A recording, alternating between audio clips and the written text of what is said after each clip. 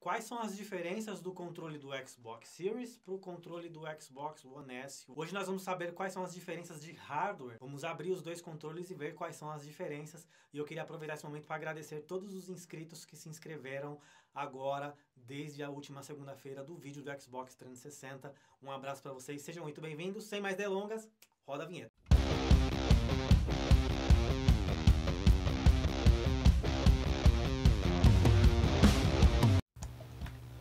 Então vamos lá, pessoal, sem muitas delongas, eu vou aqui abrir o meu controle do meu Xbox Series S, tá? Esse controle ele ainda está na garantia, porém, se acontecer alguma coisa com ele, eu vou ter que arrumar, certo? Eu tô assumindo aqui o risco.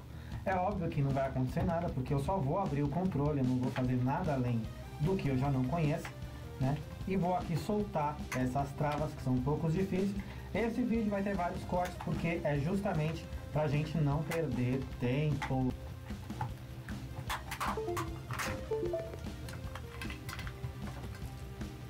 Vou soltar os 4 parafusos que tem aqui.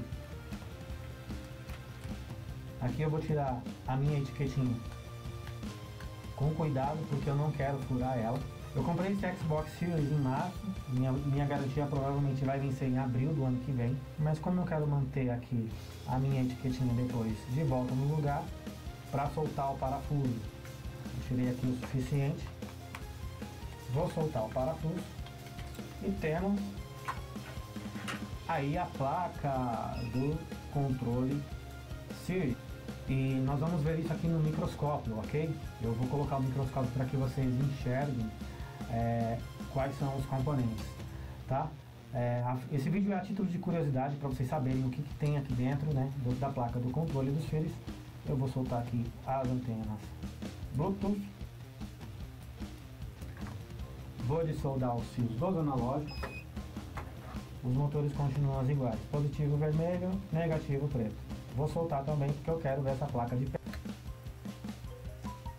Agora eu vou soltar aqui os 2 parafusos que segura a placa traseira, né, que é a placa dos analógicos.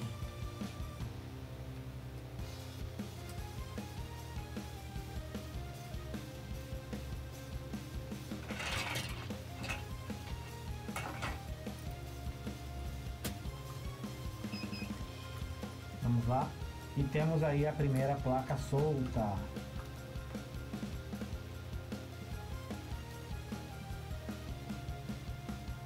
Ela é um pouco diferente mesmo da placa. Nós daqui a pouco vamos fazer os comparativos. Vamos continuar aqui o processo de desmontagem. O plug P2, né? E aqui nós temos 1, 2, 3. Aqui nós temos 1, 2, 3, 4, 5, 6 parafusos. Vamos soltá-los também para a gente ver a placa. Eu estou focado no hardware, no que diz respeito às placas do controle. Quero ver quais são os reguladores que tem aqui, quais são os componentes, se mudou muito em relação aí à geração anterior, tá? Deixa eu virar aqui a placa para parafusar para que vocês possam ver.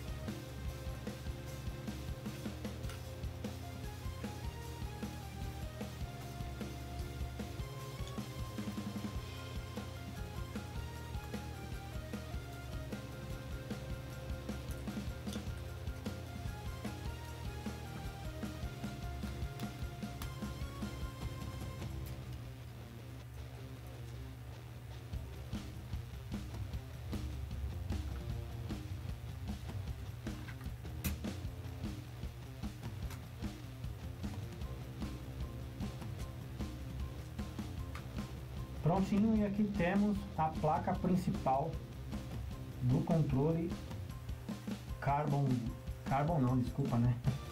Esse aqui é o White, né? Do controle do Series. Ele não é muito diferente, lógico, a posição dos botões muda bastante em relação aí da geração anterior. E aí agora nós vamos desmontar o outro. O do outro eu não vou abrir, mostrar o vídeo desmontando, porque a minha ideia é mostrar para vocês as diferenças das duas placas, tá? Então eu volto no segundo. Bom pessoal, nós estamos de volta, nós temos aqui as placas, né? Essa aqui é a do Series S, né? E essa também aqui é a do analógico. E ali nós temos a placa dos modelos da geração passada, o One S, já com saída P2, né? E aqui já tem umas diferenças bem peculiares, tá? Aparentemente para mim, a qualidade dessa PCB aparentemente para mim demonstra ser melhor do que a da geração passada. Essa placa aqui, ela, quando você pega um conector para trocar primeiro, né? Esse conector aqui ainda é aquele micro USB, que é o padrão V8, né? É um padrão antigo e ele é muito chato de você restaurar as trilhas, porque a fibra da placa, ela não demonstra ser de tanta qualidade. Dependendo do ferro que você usa, tem que ter muito cuidado para você trocar esse conector, tá? Então usa um ferro de solda de ponta fina, não usa uma temperatura muito grande para soltar esse conector aqui, porque tem muito cliente que traz um problema de conector, porque desconecta, desconecta, e aí é lógico que acaba esse conector estragando aqui, né, por conta da vida útil dele ser mais fraca e ser pior de encaixe do que um conector padrão C, como já é os do modelo do Sirius, né? Então essa placa aqui, ela parece para mim ser bem mais robusta, né? Você olhando aqui pela cor dela, eu acredito que vai ser de melhor manutenção, embora esse conector USB-C aqui você tem um outro padrão de soldagem, né? Você não enxerga os pinos dele. Nós já vamos olhar essa placa no microscópio e vou mostrar para vocês já. Vamos olhar aqui a placa dos analógicos. Ela também é levemente menor em relação à placa do modelo antigo, tá? Então só para fazer um comparativo, ó, você vê que do lado direito aqui, ó, desse lado sobra mais PCB do que o outro, né? A gente alinhando os conectores, você vê que essa placa é maior do que essa aqui, então ela é levemente maior do que a outra. Ela também só tem apenas aqui, ó, um conector para a placa principal, né? Esse conector eles são iguais, né? Os analógicos são da mesma empresa, né, que é a ALPS, que fornece analógico aí para os videogames atuais, né? Então também são iguais, não notei nenhuma diferença, nem no ponto zero dele aqui, ó, do analógico, tá vendo? Em relação aí ao controle anterior, tá? Então são dois controles com os componentes bem, né? São iguais, eu ia falar bem parecidos, né? Então são placas que a maioria dos seus componentes são iguais ao da geração anterior, tanto analógico quanto conectores, tá? Mas eu já vi algumas peculiaridades aqui que a gente vai olhar no microscópio, ok? Então eu vou colocar agora primeiro a placa principal para comparar as diferenças aqui com a placa da geração passada, tá? Eu vou mudar a nossa câmera aqui para o microscópio e já vou levar aqui a placa nova, tá? Então notem como que é aí o conector USB, tá, da placa, a parte traseira dele, ou seja, você só enxerga o ponto da blindagem, né, do aterramento, você não consegue ver aí as conexões do USB-C, tá? Então já vai exigir aí uma outra expertise para você conseguir trocar esse conector, embora eu acredite que esse conector vai ser mais difícil de dar trabalho. Eu não sei se eu vou conseguir dar um zoom aqui com foco do conector USB-C, tudo bem? Então vocês podem ver lá, ó, como que é as vias, né, do conector, né, padrão USB-C. Então você vê que tem ali uma, duas, três, tem as 4 vias, né? Mas tem mais 3 vias separadas, são 7 vias aí o conector USB-C, estão separados das 4 vias principais, que seria o data mais, o data menos, positivo e negativo, né? Tem aí um padrão de conexão. Deixa eu dar zoom aqui para vocês melhorar o foco, mas aqui a gente não enxerga nada, ou seja, com certeza tem um outro macete para cuidar desses conectores. Uma das outras diferenças que eu também vi aqui foi essa bobina, né, que geralmente a gente vê esse cara aqui perto do CIs, HDMI. Então uma das diferenças que eu percebi é que assim, a bobina ela tá mais próxima do layout aí, né, ela tá mais próxima do conector, né. Já no conector antigo também há a presença dessa bobina, né, e ela tá aqui numa posição está um pouquinho mais afastada do conector, né, devido ao layout. Isso não tem muita importância, mas é para dizer para vocês o seguinte: a diferença aí que ela tem também, né, olha, tem um diodo, tem aqui um transistor, não difere muito da placa anterior, porque aqui também tem os diodos, tem a ausência daquele transistor, tá? Mas tem um circuito aqui um pouquinho diferente em relação ao projeto anterior. Com certeza esse circuito ele tem melhorias, tá? Aqui embaixo, próximo do conector da outra placa, né, tem também componentes assim que não são tão diferentes em relação à placa anterior, e também tem esse, provavelmente isso aqui é um PWM, tá? Vamos ver esse gerenciador, né, de carga, ZSD042A, vamos ver como que é o da placa anterior, ZSD922A. Eu imagino que ele deva ter a mesma pinagem, pode ser um código diferente, mas ser da mesma família, tá? Então não tem muita diferença não. Só que tem uma coisa aqui bacana que eu gostei desse controle novo. Se você notar aqui, ó, além do direcional ele ser preto, né? Aqui o adesivo do direcional do D-pad ser preto. O anterior era branco, isso não muda muito na questão da manutenção, você precisa descolar ele para você colocar outro, né? É simples de fazer, mas uma das coisas que eu fiquei animado foi em relação aos reguladores de tensão. Olha só, esse aqui é o regulador de tensão da placa do modelo do One S, né, do controle antigo. Nós tínhamos um regulador aqui de tensão desse lado e tem um outro aqui também desse lado, tá? Isso na parte frontal da placa. Aqui nós temos a placa nova e aqui ela não tem nenhum regulador de tensão, tanto desse lado aqui no centro da placa, e também não tem nenhum regulador, nenhum circuito regulador desse lado, pessoal. Então o que acontece?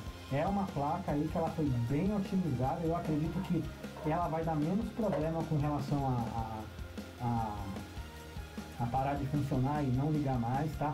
Por conta dessas ausências de reguladores. Eu imagino que essa placa, todo o gerenciamento de carga aqui da placa está vindo direto desse camarada aqui, sem a ausência daqueles reguladores. Feito isso, nós vamos passar para as placas do analógico, tá? Para a gente comparar. Nós vamos começar com a antiga, como eu já mostrei para vocês, os analógicos são os mesmos, esses conectores aqui, né? Eles são os mesmos, esses dois conectores, tá? Tem aqui também uns reguladorzinhos, né? Tem um regulador de tensão aqui.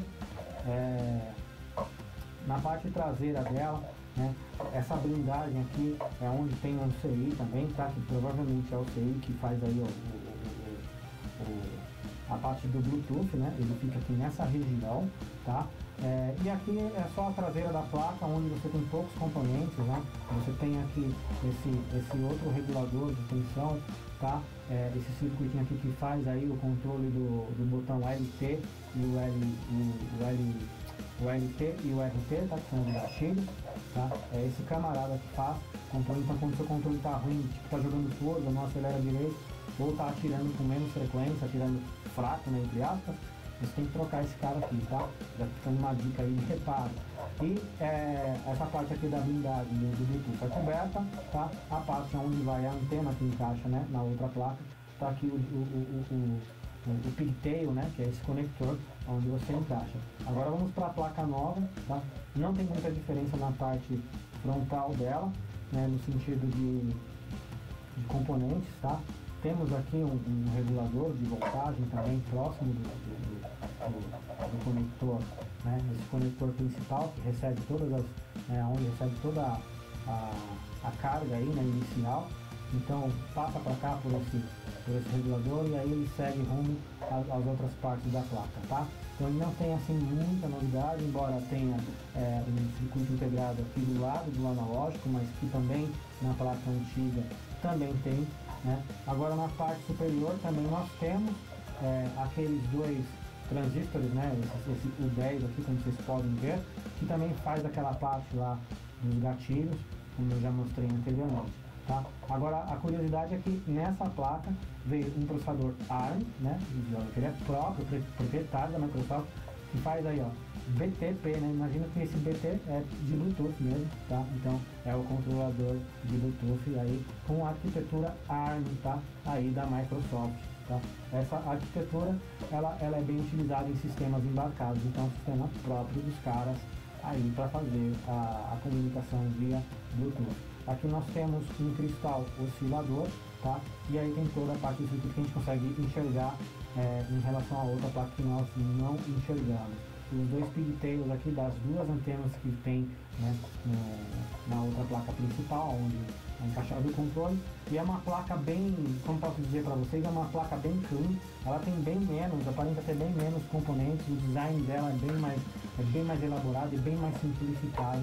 Isso facilita muito na questão da manutenção, tá, pessoal? Uma placa simplificada, né, embora a gente não tenha o diagrama elétrico dela, mas se falhar alguma coisa que eu acredito que a gente vai conseguir resolver aí com facilidade, ok?